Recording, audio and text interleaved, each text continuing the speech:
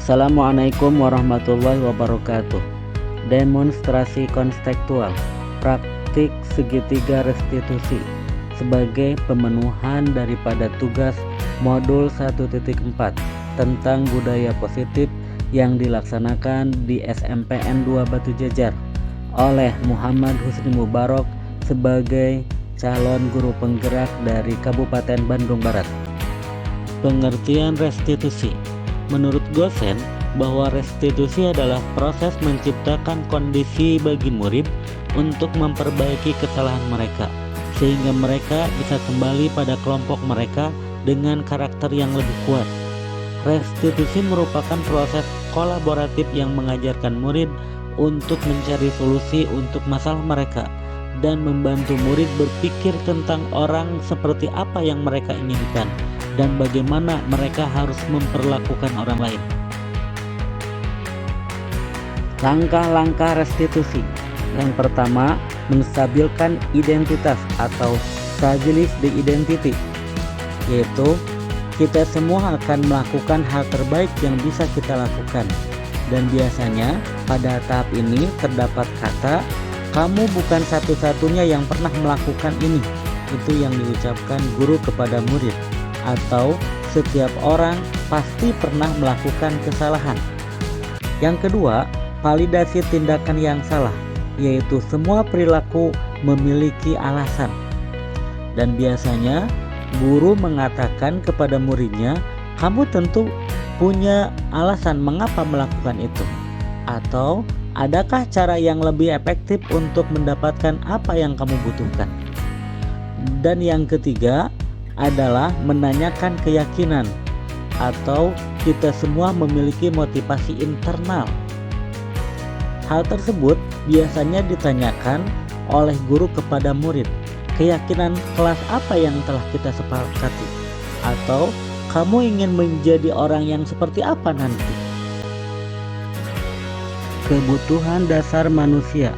Menurut Dr. William Glasser, jika seorang murid yang tidak begitu berhasil secara akademik, mungkin kebutuhannya perlu dipenuhi, yaitu dari kebebasannya, kesenangannya, penguasaannya, ataupun kasih sayang, dan untuk bertahan hidup.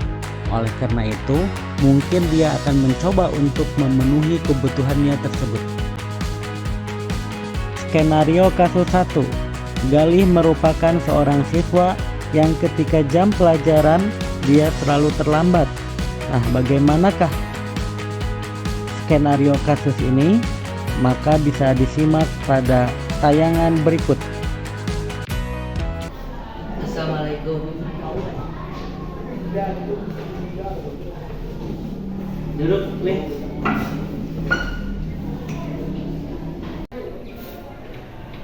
Galih, Bapak tadi dengar laporan dari ketua kelas, katanya kamu sering masuk kelas terlambat ya pada beberapa mata pelajaran.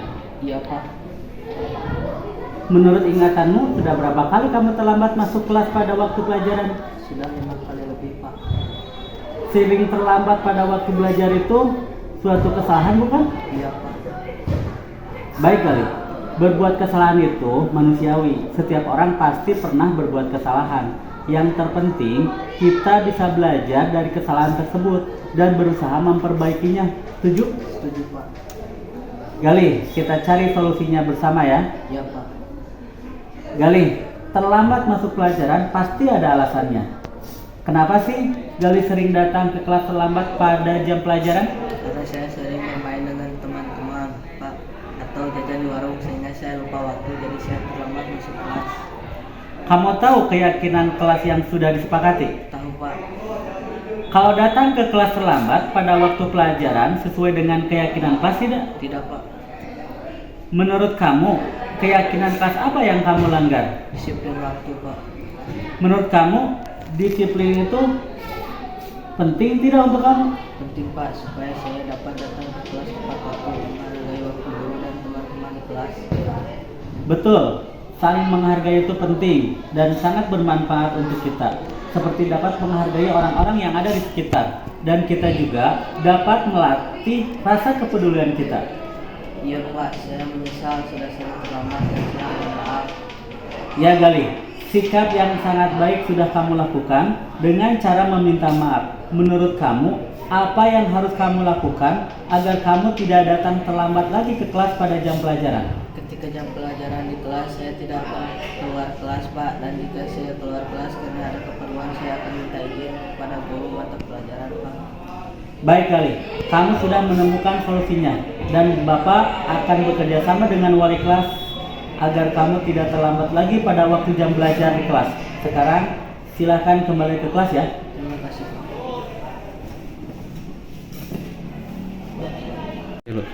Assalamualaikum warahmatullahi wabarakatuh. Saya Gali dari kelas 7G. Setelah saya diskusi dengan Bapak Guru, saya banyak merasa melanggar keyakinan kelas dan saya akan berusaha berubah dengan masuk kelas tepat waktu dan minta izin keluar kelas. Terima kasih. Assalamualaikum warahmatullahi wabarakatuh. Skenario kasus 2. Ujang merupakan seorang siswa yang ketika dalam proses pembelajaran jarang memperhatikan guru yang sedang mengajarnya. Nah, bagaimanakah solusinya? Melalui pendekatan segitiga restitusi, maka dapat disimak penayangannya. Assalamualaikum, Pak. Waalaikumsalam. Jang, duduk Jang. Bapak. Ujang, apakah kamu tahu kenapa Bapak panggil kamu? Ya, Pak, karena saya tadi tidak memperhatikan pelajaran ketika Bapak sedang menjelaskan. Menurut ingatanmu, apakah kamu sering tidak memperhatikan pelajaran selain pada mata pelajaran yang Bapak ampuh? Ya, Pak. Tidak memperhatikan guru yang sedang memberikan materi pelajaran, menurut kamu boleh tidak? Tidak, Pak. Baik Ujang, Bapak di sini bukan untuk mencari siapa yang salah. Bapak di sini untuk mencari penyelesaiannya. Berpikir sama-sama tentang apa yang bisa kita lakukan untuk memperbaiki hal ini.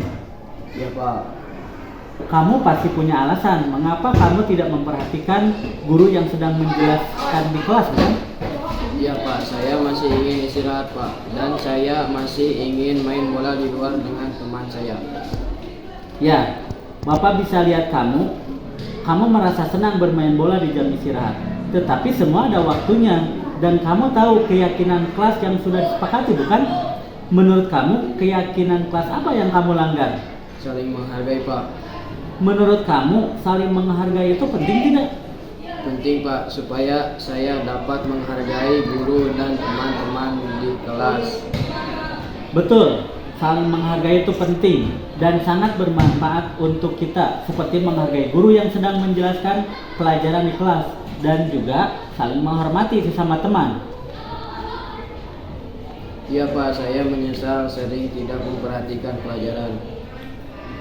Nah, sekarang apa yang harus kamu lakukan agar kamu dapat memperhatikan guru ketika sedang belajar? Ketika sedang belajar, saya akan fokus memperhatikan pelajaran, Pak, dan tidak bermain ketika sedang kegiatan belajar. Baik Ujang, kamu sudah menemukan solusinya dan Bapak akan bekerja sama dengan wali kelas kamu agar kamu dapat belajar dengan semangat di kelas. Sekarang silahkan kembali ke kelas ya. Ya, terima kasih, Pak. Assalamualaikum warahmatullahi wabarakatuh. Saya Muhammad Ujang Gelan dari kelas 7D. Setelah saya diajak diskusi tentang kedisiplinan waktu belajar, saya akan berusaha berubah menjadi lebih baik dalam waktu belajar. Wassalamualaikum warahmatullahi wabarakatuh. Sekian dan terima kasih. Mohon maaf atas segala kekurangan. Penerapan budaya positif dengan menggunakan segitiga restitusi ini tentunya tidak mudah bagi yang belum terbiasa menjalankannya.